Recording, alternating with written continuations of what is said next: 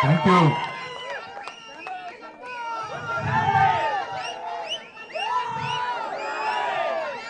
అత్తోట ఆహ్వానం, అభిమానం, ఆత్మీయత అదిరిపోయింది. ఈ జన సందోహం చూస్తా ఉంటే ఎలక్షన్ లేపు వస్తే బాగుండు అనిపించే విధంగా ఉంది. నేను ఈ మధ్య, ఎందుకంటే పవన్ కళ్యాణ్ గారంటే నాకు కూడా వ్యక్తిగతంగా చాలా అభిమానం. ఆ అభిమానంతో ఎక్కడికి వెళ్ళినా పవన్ కళ్యాణ్ గారి గురించి మంచిగా మాట్లాడినప్పుడు నేను చెప్తా ఉంటాను, అయ్యా జగన్మోహన్ రెడ్డి గారు మీ అభిమానులు ఎందుకు తిడుతున్నారయ్యా మా పవన్ కళ్యాణ్ గారిని మీరు అని అడుగుతాం. ఆయన ఏమన్నా అన్యాయం చేశారా? ఆయన కళ ద్వారా సంపాదించిన 20-30 కోట్ల రూపాయల డబ్బు రైతులు ఇబ్బంది పడుతుంటే పంచినటువంటి మహానుభావుడు, అందుకని తిడుతున్నారా మీరు? సినీ గ్లామర్ తో ఎక్కడికి పోయినా అత్యంత అభిమానంతో ఆహ్వానించేటువంటి వ్యక్తి అన్ని వదులుకొని రాష్ట్రం గురించి ప్రతి అడ్డమైన వాడు తిడుతా ఉంటే పడుతూ రోడ్డు మీద నిలబడ్డందుక మీరు పవన్ కళ్యాణ్ గారిని తిడుతున్నారు? మరి ఎందుకు తిడుతున్నారు అని అడిగితే వాళ్ళు చెప్తారు ఆయనకి ఆవేశం ఎక్కువ అంట.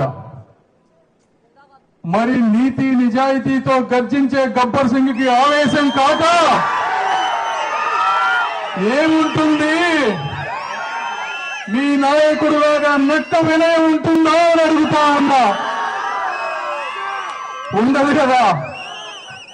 కాబట్టి పవన్ కళ్యాణ్ గారు ఈ రాష్ట్రం గురించి ఆయన తగ్గి మనందరినీ మీ అందరినీ ముందుకు తీసుకువెళ్తా ఉన్నారు.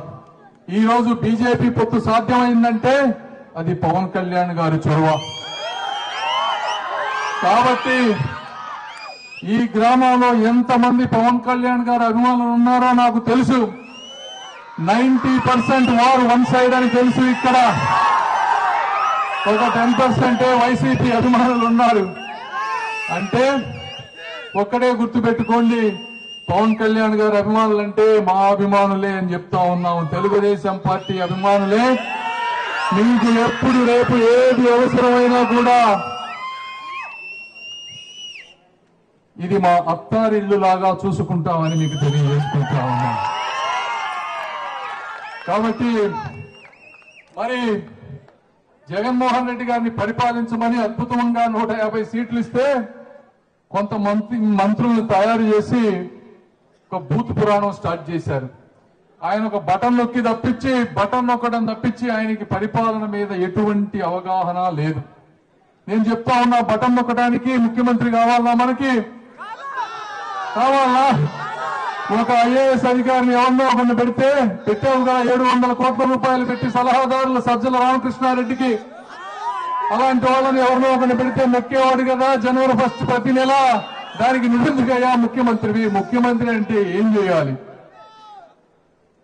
కాలేజీల నుంచి చదువుకుని బయటకు వచ్చే వాళ్ళకు ఉద్యోగాలు ఎలా కల్పించాలో ఆలోచించాలి. సమ్మర్ లో కరెంటు కోత ఉంటుంది, నీళ్ల కోత ఉంటుంది అని ఆలోచించి ముందుగా పక్కా ప్రణాళికతో నీళ్లను నిల్వ చేసి అవసరమైనప్పుడు వదలటం తెలుసుకోవాలి. రోడ్లు ఎప్పుడు పోతున్నాయో చూసి అవసరమైతే చిన్న గుంతలు పూడ్చడం, లేకపోతే కొత్త రోడ్లు వేయటం గురించి ఆలోచించాలి. ఇవన్నీ ఆలోచించకుండా 4.5 సంవత్సరాలు బయటకు రాకుండా, ఒకవేళ పొరపాటున బయటకు వస్తే చెట్టు నరికించుకుంటా పోతూ, ఎక్కడైనా ప్రపంచంలో అశోకుడి దగ్గర నుంచి మొదలుపెట్టి చెట్లు నాటించిన వ్యక్తులని గూగుల్లో కొడితే 100 మంది పేర్లు వస్తాయి. కానీ చెట్లు నరికించిన వ్యక్తి అని గూగుల్లో కొడితే వచ్చే ఏకైక పేరు ఈ జగన్మోహన్ రెడ్డి గారు. ఇది వాస్తవం కాదా? ఏ నాయకుడైనా చెట్లు నరికించారా ఎక్కడైనా? అంటే ఈ ప్రకృతి మీద ప్రేమ లేదు. ఒక చెట్టు మొలవాలన్నా పెరగాలన్నా దానికి ఎంత కృషి ఉంటుందో కూడా తెలియని ఒక అజ్ఞాని ఈ రోజు రాష్ట్ర ముఖ్యమంత్రిగా ఉన్నారు.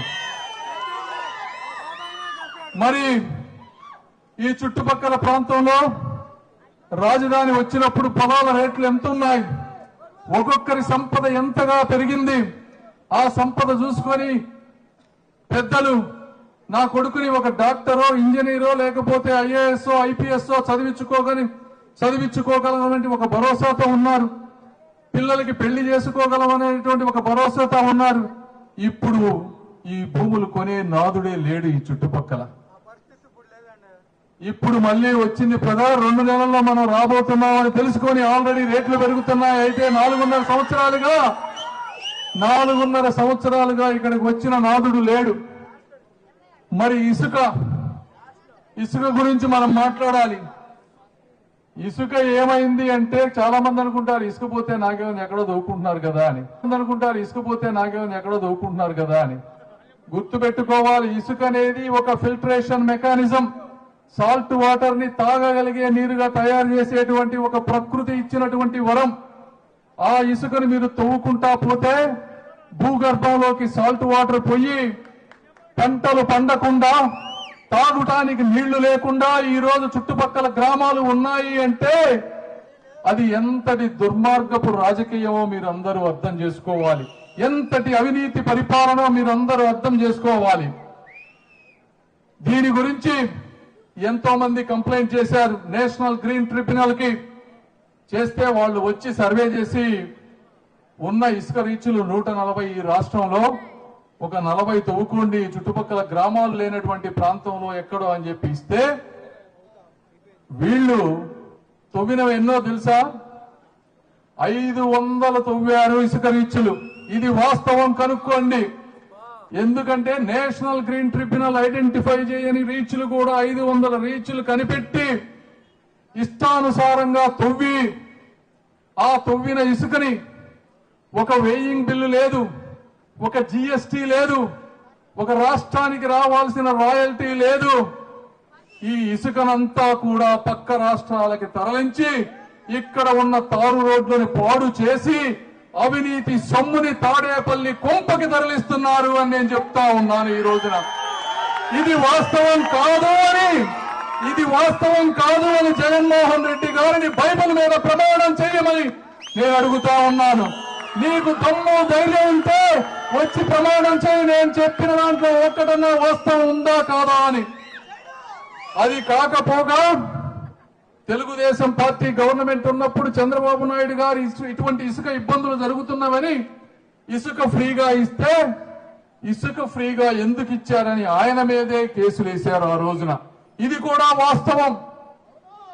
అదేవిధంగా ఇప్పుడు నేషనల్ గ్రీన్ ట్రిబ్యునల్ కి ఇక్కడెక్కడ ఇసుక అరాచకం జరగటం లేదని 25 మంది కలెక్టర్ల చేత దొంగ లెటర్లు రాయించిన మాట వాస్తవం కాదా జగన్మోహన్ రెడ్డి గారు అని నేను అడుగుతా ఉన్నా.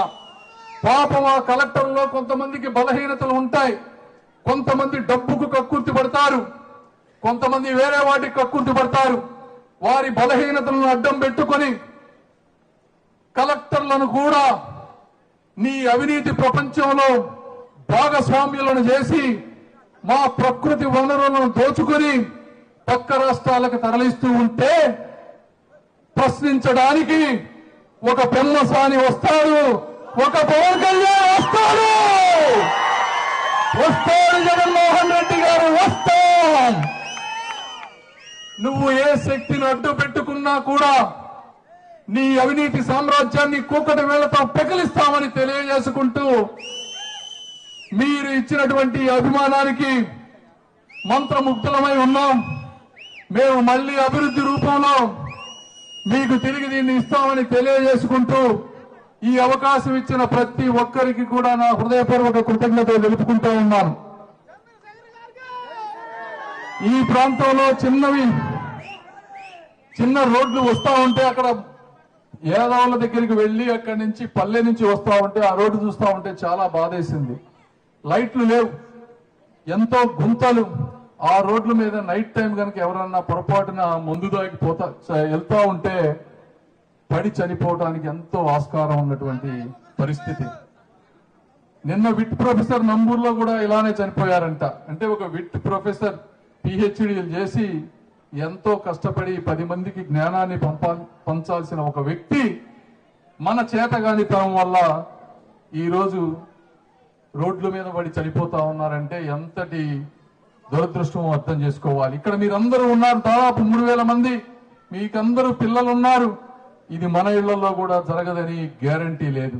ఇలాంటి అరాచకాన్ని మీరు ప్రశ్నించాలి. ఎందుకంటే జగన్మోహన్ రెడ్డి గారు ఏమనుకుంటున్నారంటే రోడ్లనేవి వ్యక్తిగత ప్రయోజనం కాదు, నీళ్లనేవి వ్యక్తిగత ప్రయోజనం కాదు. వ్యక్తిగతంగా 2000, 3000, 5000 బ్యాంకులో డబ్బు వేస్తే ఆ ఓట్లు నాకు వేస్తారు. కాబట్టి ఎన్ని వదిలేసినా నాకు ఇబ్బంది లేదు. మీరు కూడా ఆలోచించాలి.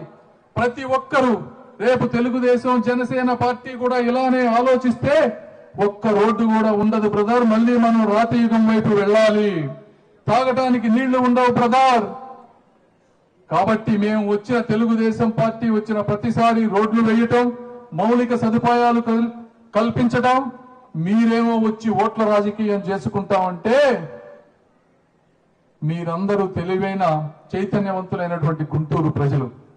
ఇలాంటి చరిత్ర మళ్ళీ తిరిగి రాకూడదని ఒక్క ఛాన్స్ ఇచ్చిన వ్యక్తికి మళ్ళీ పులివెందుల దాకా తరిమి కొట్టాలని మీ అందరికీ తెలియజేసుకుంటూ మనస్ఫూర్తిగా సెలవు తీసుకుంటున్నాను. Thank you. జై జనసేన, జై పవన్ కళ్యాణ్, జై చంద్రబాబు, జై టీడీపీ, జై బీజేపీ. Thank you.